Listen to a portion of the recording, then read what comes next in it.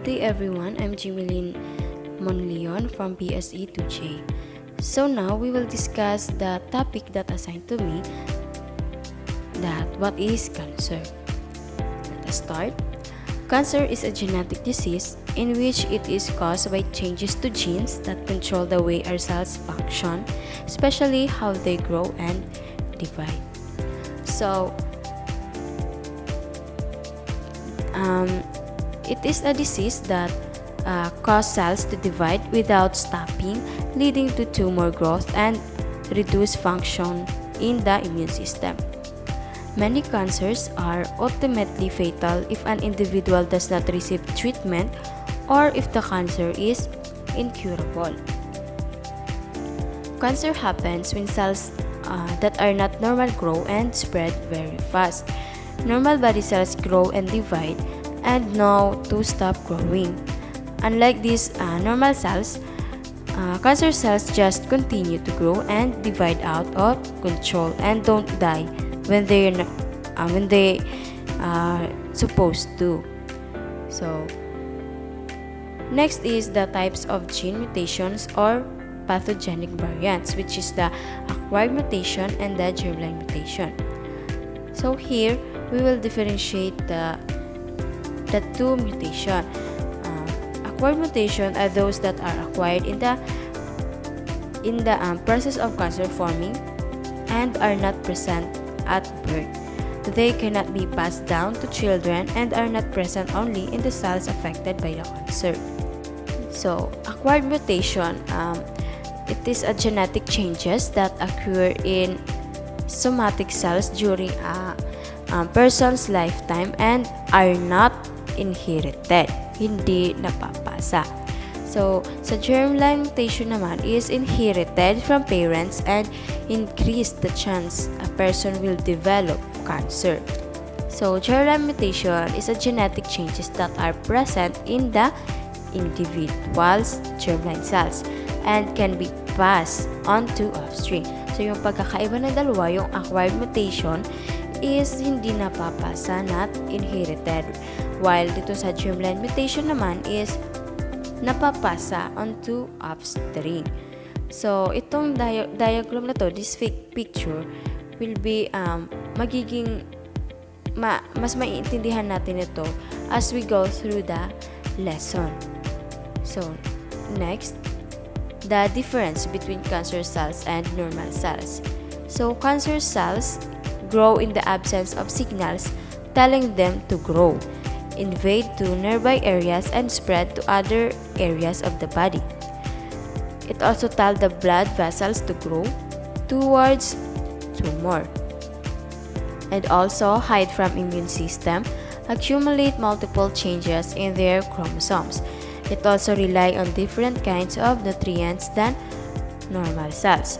So sa cancer cell which is grow and divide rapidly, are dangerous when immune cells fail to destroy them. They originate from normal cells when their DNA mutates, influencing normal cells and blood vessels.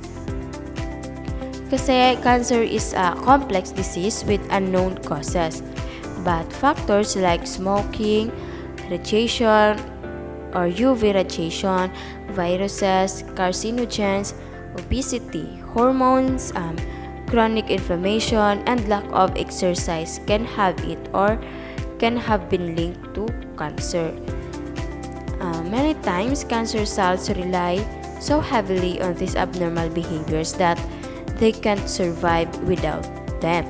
So, researchers have taken advantage of this fact, developing therapies that target the abnormal features of cancer cells.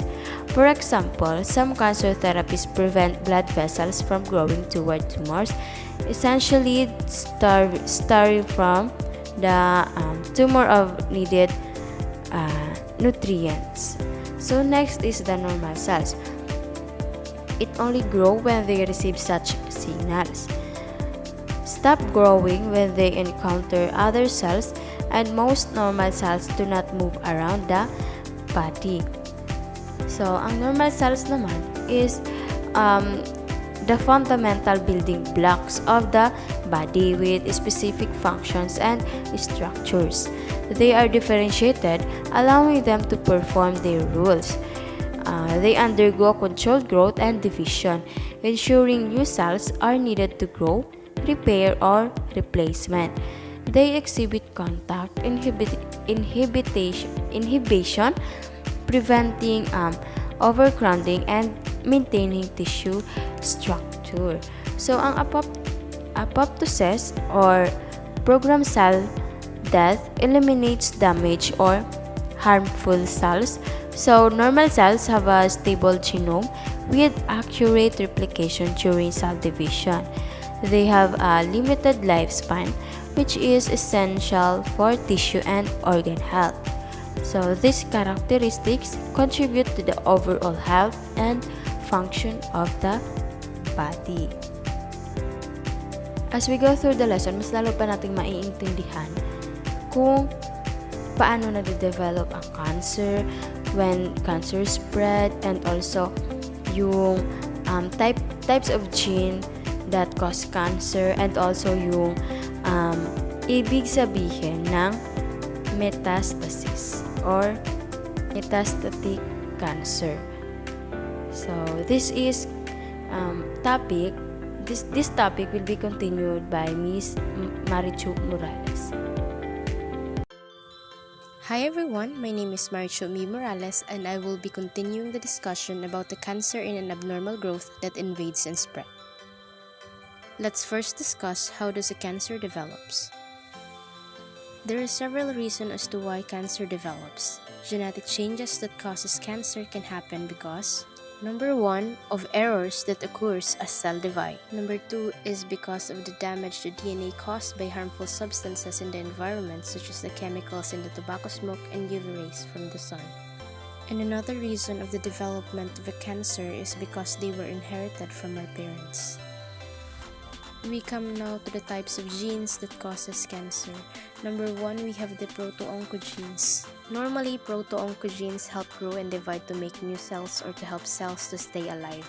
But when proto-oncogenes mutated, this becomes oncogenes that allow cells to survive when they should not. Next, we have the tumor suppressor genes. These genes protect against cancer. They normally limit how much a cell can grow. They do this by controlling how fast cells divide to make new cells, fixing mistakes in DNA, controlling when cell dies.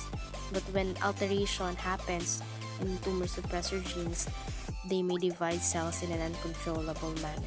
Lastly, we have the DNA repair genes. It fixes mistakes that happen when your DNA is copied, and cells with mutation in these genes tend to develop additional mutations in other genes and changes in their chromosome parts. Together, this mutation may become cancerous. How does cancer spreads?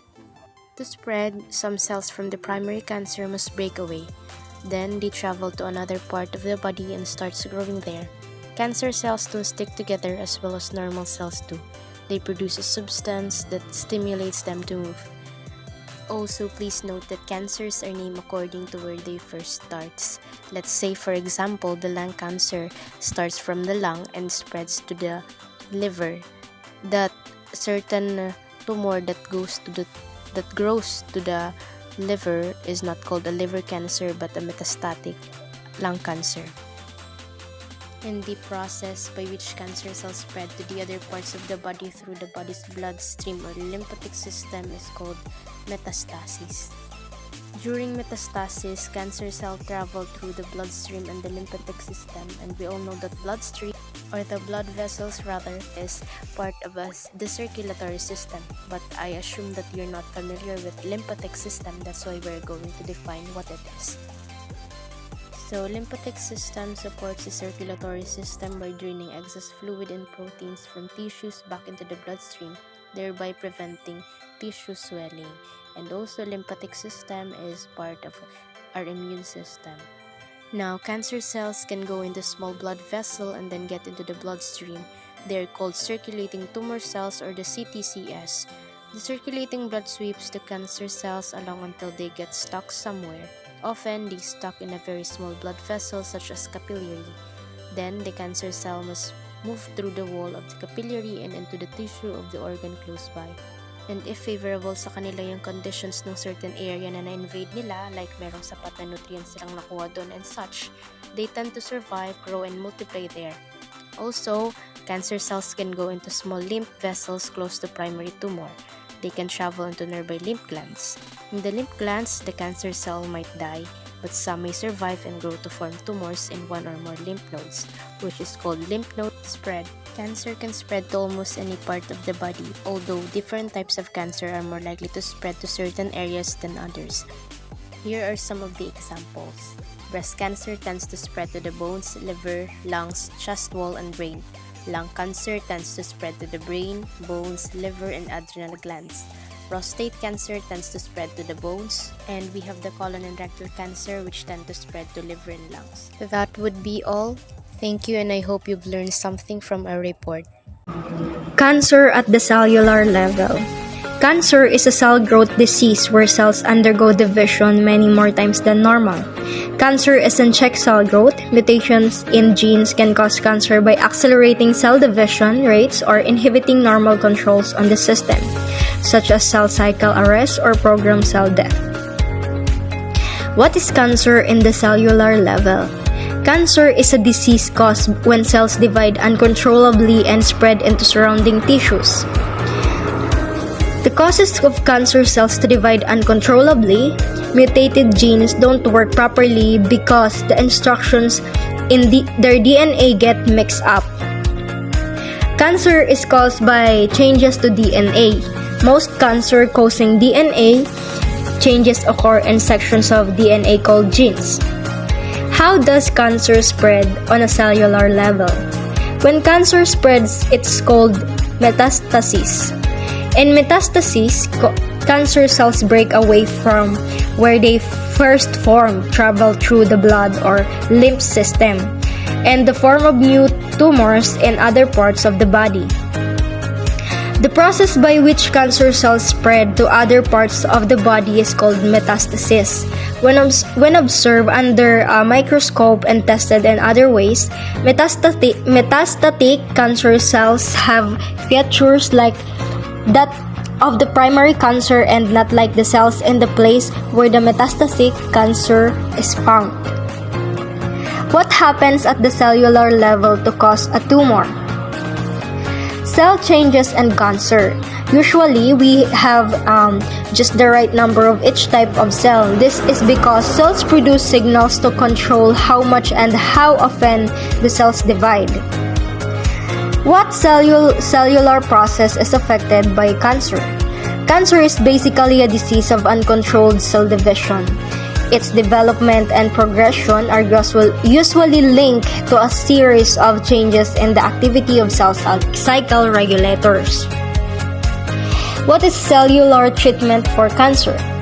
Cellular therapies are designed to improve the immune system's ability to fight cancer. Manufacturing them involves collecting a specific set of cells from the blood, modifying them to produce a more vigorous attack on a patient's cancer cells, and then re-injecting them into the patient. How does cancer chemotherapy function at the cellular level? Chemotherapy changes the genes inside the nucleus of cells. Some drugs damage cells at the point of splitting. Some damage the cells while they're making copies of all their genes before they split. Chemotherapy is much less likely to damage cells that are at rest, such as most normal cells. Good day, ma'am. Good day, everyone. I'm Alexis Rose Mergas, and today po I will be reporting examples of how cancer manifests at the cellular level. An example of cancer at the cellular level is the development of mutation in genes that regulate cell growth and division. These mutations can disrupt the normal control mechanisms that regulate cell proliferation, leading to uncontrolled cell growth and the formation of tumors. For instance, mutations in the tumor suppressor gene TP53 are commonly found in many types of cancer. TP53 plays a crucial role in regulating cell cycle, progression, and DNA repair. When TP53 is mutated, it loses its ability to suppress abnormal cell growth and promote DNA repair. allowing damaged cells to accumulate and potentially develop into cancer cells. Mutation in the tumor suppressor gene TP53 are indeed commonly found in many types of cancer. TP53 is a crucial gene that plays a vital role in regulating cell cycle progression and DNA repair. When the TP53 gene is functioning normally, it acts as a guardian of the genome by monitoring the cell's DNA for any damage or abnormalities. If it detects any issues, TP53 initiates various mechanisms to either repair the damaged DNA or trigger programmed cell death or apoptosis to prevent the propagation of damaged cells. However, when the TP53 is mutated, it loses its ability to properly carry out these functions. Mutations in the TP53 can result in different types of alteration to the gene, such as point mutation, deletions, or insertions. These mutations can disrupt the normal structure and function of the TP53 protein, leading to a loss of its tumor suppressor activity. As a result, cells with mutated TP53 are unable to effectively suppress abnormal cell growth and promote DNA repair. This allows damaged cells to accumulate and potentially develop into cancer cells. The loss of TP53 function removes an important safeguard against the uncontrolled growth and proliferation of cells, which is a hallmark of cancer. Another example is the overreaction of oncogenes, which are genes that have the potential to cause cancer when mutated or expressed at high levels. One well-known oncogene is the epidermal growth factor receptor, or EGFR. Mutation in EGFR can lead to its constant activation, resulting in uncontrolled cell growth and division. The overreaction of oncogenes such as the epidermal growth factor receptor, or EGFR, can indeed contribute to the development and progression of cancer. Oncogenes are genes that have the potential to cause cancer when they undergo mutations or are expressed at high levels. In the case of EGFR, it is a receptor protein that plays a role in regulating cell growth and division. Under normal circumstances, the activation of EGFR is tightly regulated and controlled. However, mutations in the EGFR gene can lead to its constant activation even in the absence of external signals. When EGFR is constantly activated due to mutations, it sends continuous signals to the cell's nucleus, stimulating uncontrolled cell growth and division. This uncontrolled cell can lead to the formation of tumors and the spread of cancer cells. Additionally, the constant activation of EGFR can also promote the survival and migration of cancer cells, making them more aggressive. Understanding the molecular mechanism behind the overreaction of oncogene like EGFR is crucial for developing targeted therapies that specifically inhibit these abnormal signaling pathways, thereby preventing or controlling cancer growth. At the cellular level, cancer cells also exhibit altered metabolism. They often rely on a process called aerobic glycolysis, also known as the Warburg effect, to generate energy even in the presence of oxygen. This metabolic shift allows cancer cells to meet their increased energy demands for rapid proliferation. At the cellular level, cancer cells exhibit altered metabolism that set them apart from normal cells. One notable metabolic change observed in cancer cells is their reliance on a process called aerobic glycolysis, also known as the Warburg effect. In normal cells, the primary source of energy production is through a process called oxidative phosphorylation, which efficiently utilizes oxygen to generate ATP or adenosine triphosphate. The cell's energy currency, however, cancer cells, even in the presence of oxygen, preferentially utilize glycolysis, a process that breaks down glucose to produce energy. Aerobic glycolysis allows cancer cells to generate energy rapidly, but it is less efficient compared to oxidative phosphorylation. Instead of fully oxidizing glucose to produce a large amount of ATP, cancer cells convert glucose into lactate even in the presence of sufficient oxygen. This phenomenon is known as the Warburg effect. The Warburg effect provides cancer cells with several advantages. Firstly, it allows cancer cells to meet their increased energy demands for rapid proliferation. Cancer cells divide and multiply at an accelerated rate, requiring a constant supply of energy. By relying on aerobic glycolysis, cancer cells can produce ATP quickly to support their high metabolic needs. Additionally, the metabolic shift towards aerobic glycolysis also provides cancer cells with building blocks for biosynthesis. Intermediates produced during glycolysis can be diverted to various biosynthetic pathways to support the synthesis of macromolecules necessary for cell growth and division. While the exact reasons behind the preference for aerobic glycolysis in cancer cells are still being studied, it is believed that this metabolic adaptation provides survival advantages and contributes to the aggressive nature of cancer. Furthermore, cancer cells can acquire the ability to invade surrounding tissues and metastasize to distant sites. This involves changes in cell adhesion molecules such as E-cadherin, which normally help cells stick together. Cancer cells may downregulate E-cadherin expression and upregulate molecules that promote cell migration and invasion, enabling them to break away from the primary tumor and spread to other parts of the body. The ability of cancer cells to invade surrounding tissues and metastasize to distant sites is a critical characteristic of cancer progression. This process involves changes in cell adhesion molecules, specifically the downregulation of E-cadherin and upregulation of molecules that promote cell migration and invasion.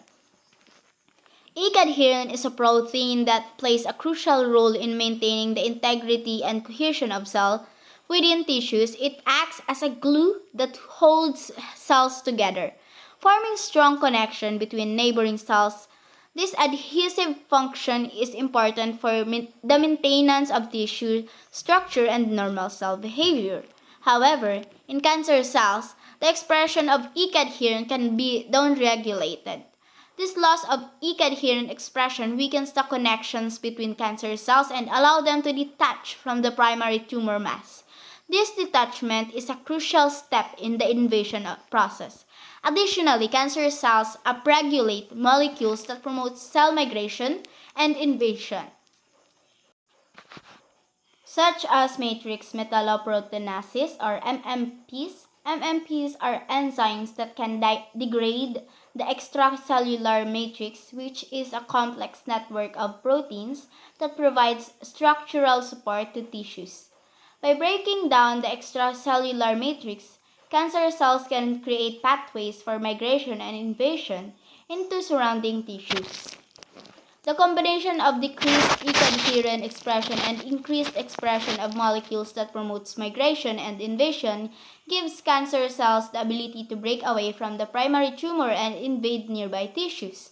Once cancer cells successfully invade surrounding tissues, they can enter blood vessels or lymphatic vessels, allowing them to spread to distant sites and from metastatic tumors.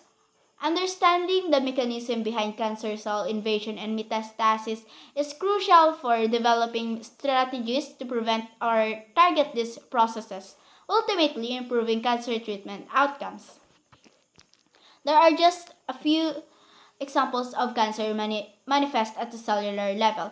Understanding this cellular alteration is crucial for developing targeted therapies that specifically address an underlying mechanism driving cancer growth and progression. That's all po. Thank you. Good morning, ma'am and classmate. I am Christian Sanus Mijado from BS Itoan. The topic that I will be reporting is about the cancer genes and genomes. Before I start, I will be given some introduction about my topic. Cancer genes and genomes are the fundamental aspect of cancer genetic research. So this report focuses on the role of cancer genes and genomes in understanding the genetic basis of cancer. The lesson objective of this report is to provide an overview of cancer genes and genomes and their implication in genetic research. We will discuss the identification and classification of cancer genes, the genomic alteration involved in cancer, and the significance of studying cancer genomes in advancing our understanding of the disease. Before we proceed to the main topic, I will be giving some background of the word cancer. So cancer is a complex disease driven by genetic alteration that disrupt normal cellular processes. So cancer genes, which include oncogenes and tumor suppressor genes, play a critical role in the development and progression of cancer. So the genomic alterations such as mutation and chromosomal rearrangement contribute to the genetic diversity observed in cancer. So, what is cancer genes? Cancer genes include oncogenes and tumor suppressor genes play a critical role in the development and progression of cancer. Let's come now to the classification or the types of cancer genes. The first type of cancer genes is the oncogenes. Oncogenes are genes that have the potential to cause cancer when they are mutated or abnormally expressed. So these genes promote cell growth and divisions. Mutation in oncogenes can result in the activation of oncogenic signaling pathways leading to uncontrolled cell proliferation and tumor formation. So example of oncogenes include the EGFR or the epidermal growth factor receptor and the MYC or the MYC proto-oncogene. The second types of cancer gene is the tumor suppressor genes. So tumor suppressor genes are genes that normally regulate cell growth and prevent the formation of tumors. So tumor suppressor genes, they act as brakes on cell divisions and promote cell death when necessary. Inactivation or loss of function mutation in tumor suppressor genes can lead to uncontrolled cell growth and the development of cancer. So, the tumor suppressor genes were known in the TP53 or the tumor protein 53 and BRCA1 or the breast cancer gene 1. The last type of cancer genes is the DNA repair genes. So, DNA repair genes play a crucial role in maintaining the integrity of the genome by repairing DNA damage. So, the mutation in DNA repair genes can result in genomic instability as damaged DNA is not properly repaired. So, this instability can contribute to the accumulation of additional genetic alteration and increase the risk of developing cancer. So, examples of DNA repair genes include the BRCA2 or the breast cancer gene 2 and ATM or the ataxia telangiectasia mutated. Let's come now to the cancer genome. So first, what is cancer genome? Cancer genome is the genomic alteration such as mutation and chromosomal rearrangement contribute to the genetic diversity observed in cancer. So there are three types of genomic alteration in cancer. The first one is the mutation. Mutation are changes in the DNA sequence that can occur in cancer genes and other genomic region. So this mutation can be point mutation, insertions, deletions, or chromosomal rearrangement. So they can disrupt the normal function of genes involved in cell growth regulation, DNA repair, and other essential cellular processes. So the figure at the right side is the figurative depiction of the landscape of somatic mutation present in a single cancer genome.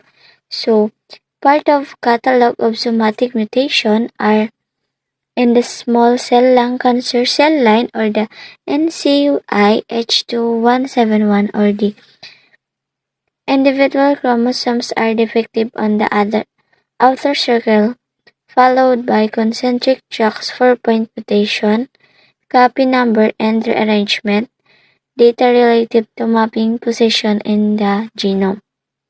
So arrow indicate examples of the various types of somatic mutation present in this cancer genome. The second type of genomic alteration is the copy number alteration. So, copy number alteration involve changes in the number of copies of a specific genomic region. So, this alteration can occur through gene amplification or deletion.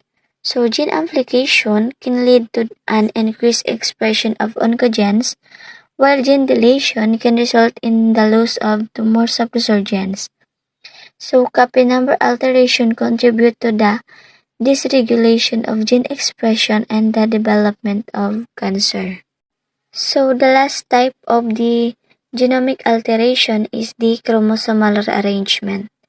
Chromosomal rearrangement involves structural changes in chromosomes.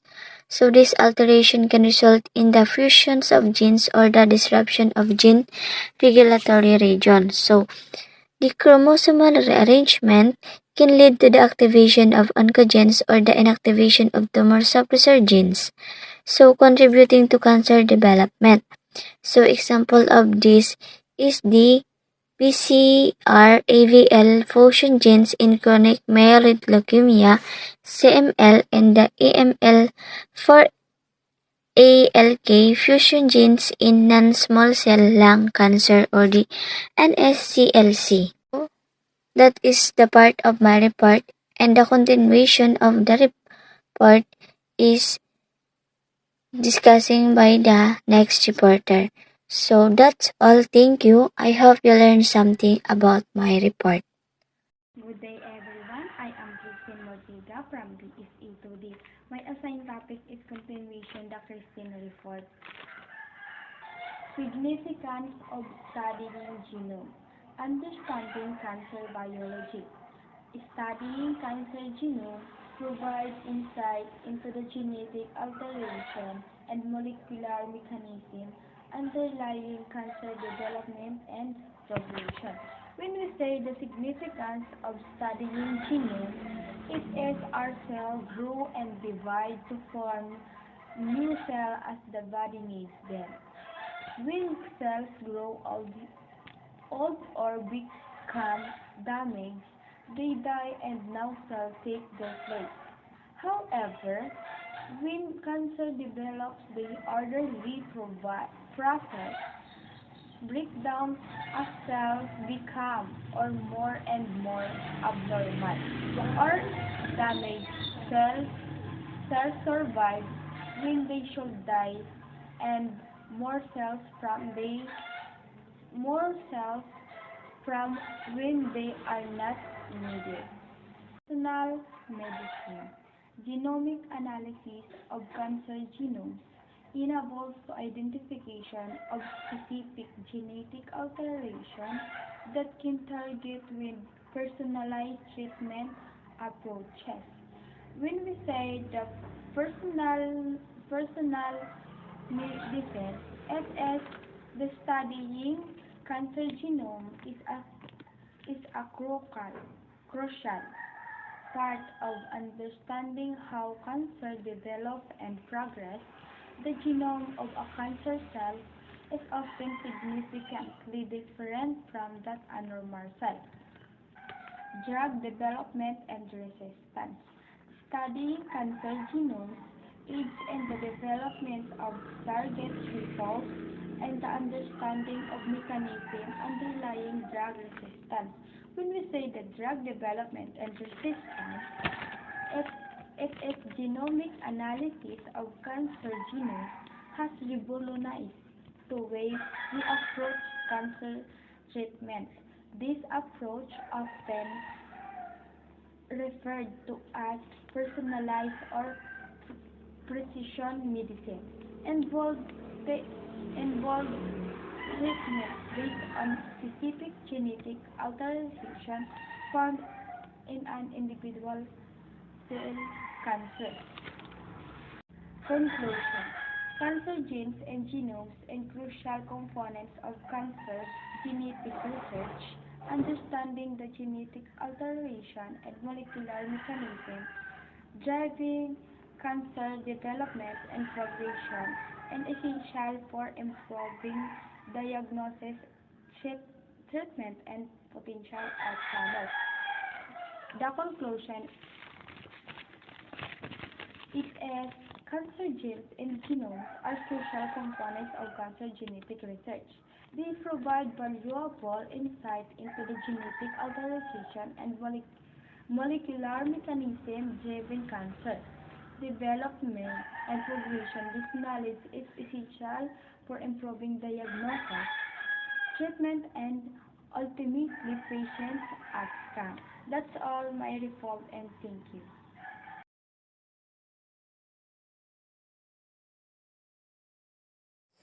So, good morning, everyone.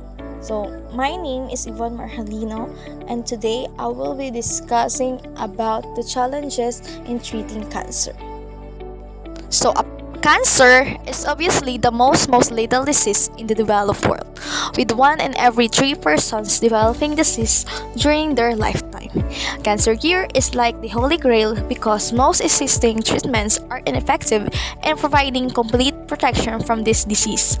The development of powerful genomic, proteomic, and bioinformatics approaches in recent years has allowed us to see the complicated interplay of numerous cellular genes and regulatory genetic factors that are responsible for the expression of malignant phenotypes. Meaning to say that although we are in an advanced world with a lots of technology and enhancement in terms of in our medication, diseases such as cancer is apparently some cases are not yet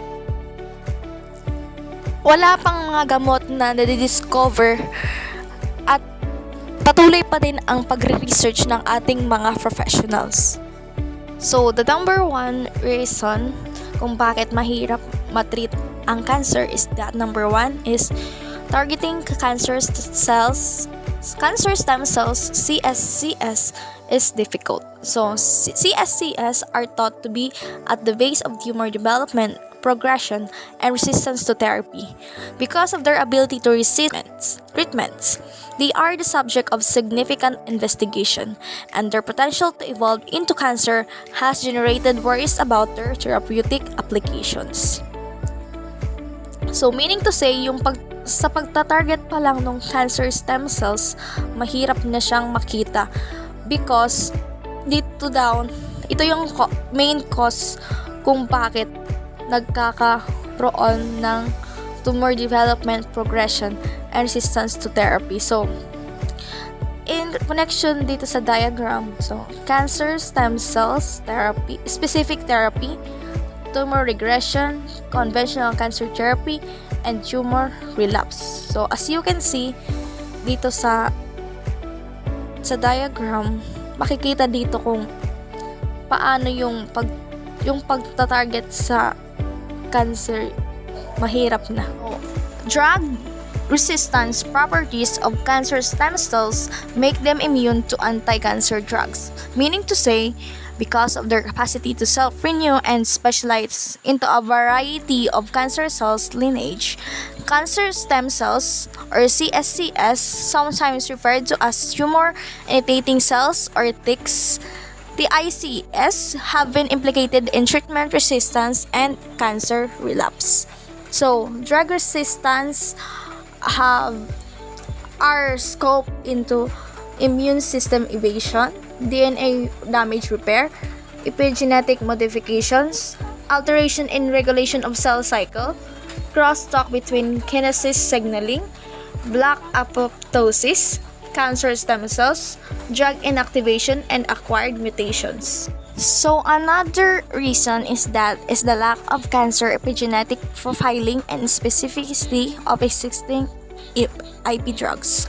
So the detection and generalization of genetic aberrations resulting from mutational or other chromosomal aberration events were the main focus of the traditional method in cancer research. However, only a small number of cancer-related genetic mutations have been found in patients, which in no way accounts for the massive genetic deviation that ultimately gives rise to the malignant phenotype of cancer. It has been demonstrated that epigenetic pathways can encourage the development of tumors and help cancer cells retain their malignant character throughout time. So, in order for a person to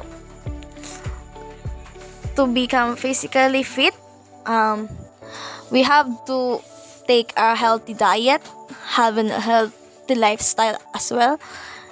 And when it comes to in our age, we have to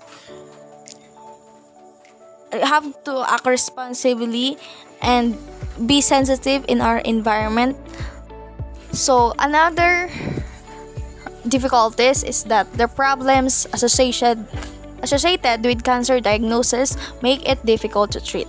Cancer symptoms are non-specific, which makes diagnosis challenging. Sometimes, the patient doesn't change asymptotically. Therefore, patients frequently ignore these early warning signs and symptoms of cancer, which gives the disease the chance to progress without the need for medical attention.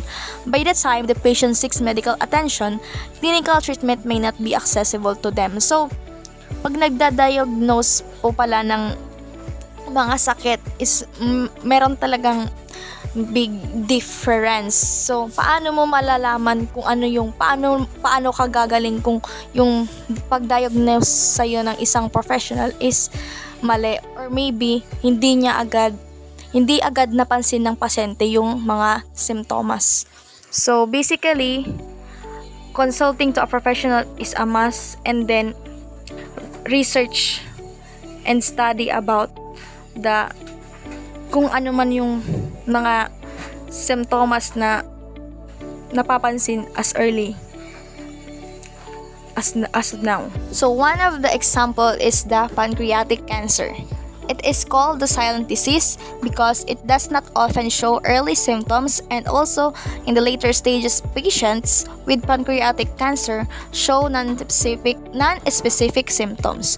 Moreover, the symptoms tend to vary and may depend upon the location of the cancer. So ito yung nakakatakot. So yung pancreatic cancer, hindi mo napapansin na malala na pala. So kung may na-sense ka ng symptoms, best thing to do is to consult into professional para maagapan. So, another problem is the unavailability of effective biomarkers for cancer diagnosis and prognosis. So, the unavailability of good biomarkers is another hindrance for cancer treatment. Biomarkers are not only important for diagnostic purposes, but can also be of a great prognostic value.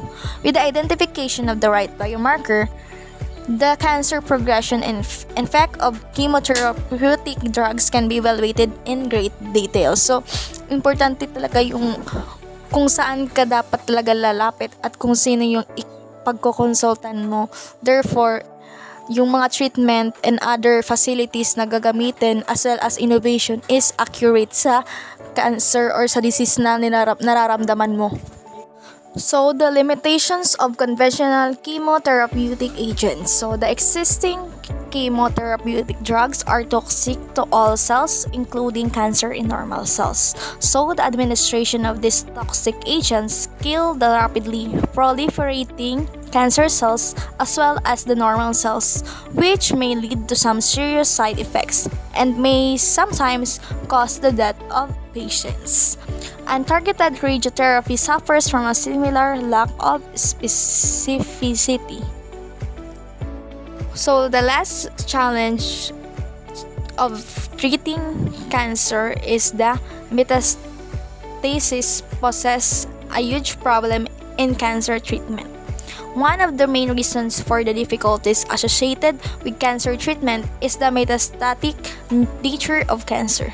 The asymptomatic nature of certain cancers and the lack of diagnosis allows the cancer to spread to different parts of the body from its site of origin without any medical intervention. The first site where the cancer starts is called the primary cancer site, whereas the sites in which cancer has spread is known as the secondary or metastatic site. So as you can see at the picture, it is when observed under a microscope and tested in other ways. Metastatic cancer cells have features like that of the primary cancer and not like the cells in the place where the metastatic cancer is found. So, how cancer spread? So, you can clearly see it at the picture. It goes from the attachment, the local breakdown from the blood vessels to the secondary tumor. So that ends up the challenges in treating cancer. So once again, I am Yvonne Absalon Marhalina from BSE 2E.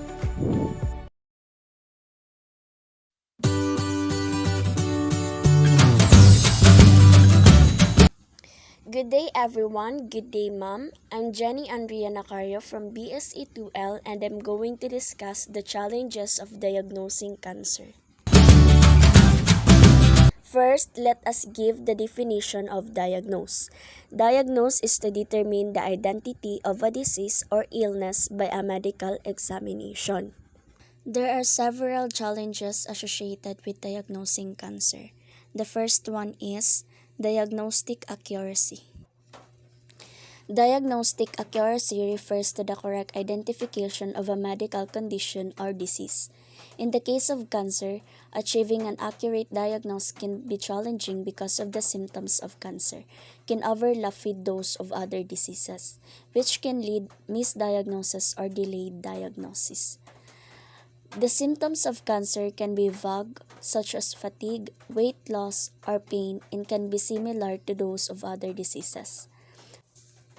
For instance, symptoms of breast cancer, such as breast lump or nipple discharge, may also indicate benign breast conditions like fibroadenoma or cyst. Similarly, some symptoms of colorectal cancer, such as abdominal pain or rectal bleeding, may also be present in other gastrointestinal conditions like hemorrhoids or inflammatory bowel disease. These overlaps in symptoms can make it challenging for doctors to accurately diagnose cancer, especially in the early stages when the symptoms are not clearly defined. Misdiagnosis or delayed diagnosis can occur, leading to inappropriate treatment or delayed treatment, which can impact the patient's outcome. The second one is lack of specific symptoms. Lack of specific symptoms refers to the fact that many types of cancer do not exhibit clear or specific signs or symptoms during their initial stage. Instead, the early symptoms may be non-specific or similar to those other less serious conditions. This creates a challenge for doctors in diagnosing cancer. Each type of cancer can manifest differently, and some may present no symptoms at all until they have advanced to a later stage. For example, early stage of lung cancer, sige lang pong ubo-ubo tas chest pain lang. Similarly to early stage of pancreatic cancer, may not show any distinctive sign not until kumalat na ito sa ibang organs. The non-specific nature of early cancer symptoms can lead to misdiagnosis or delayed diagnosis dahil sa mga simpleng symptoms lang po yung nakakita sa pasyente. Doctors may initially suspect less serious condition or may not immediately consider cancer as a potential cause. The third one is access to healthcare. Access to healthcare refers to the ability of individuals to obtain medical services and treatments when needed. In the context of cancer, limited access to healthcare means that there are barriers that prevent people from getting the necessary medical care for diagnosing and treating cancer. One of the main challenges is limited access in underserved areas or developing countries. These areas may have a shortage of healthcare facilities, medical equipment, laboratory equipment, and diagnostic tools. Without these resources, it becomes harder to diagnose cancer at an early stage when it is more treatable. A shortage of trained healthcare professional can lead to delays in diagnosis and inadequate care. As a result, people living in these areas may face difficulties in getting timely and accurate cancer diagnosis. The fourth challenge is invasive diagnostic procedures. Some diagnostic procedures used to detect cancer, such as biopsies, the removal of small sample of tissue for examination, or imaging scans, such as MRI or CT scans, can be considered invasive, uncomfortable, or carry potential risk for the patient. This can make some individuals hesitant or reluctant to undergo this test, which can further complicate the process of diagnosing cancer. The term invasive refers to procedure that involve penetrating the body, either through the skin or through a body opening. In order to obtain a sample or perform a diagnostic test, this procedure can cause discomfort or pain for patient, and in some cases, they may carry risk such as bleeding, infection, or other complications. The discomfort and potential risk associated with this invasive procedure can lead to anxiety or fear in patients, causing them to delay or avoid getting the necessary test. This reluctance can complicate the diagnosis process because early detection is crucial for timely and effective treatment of cancer.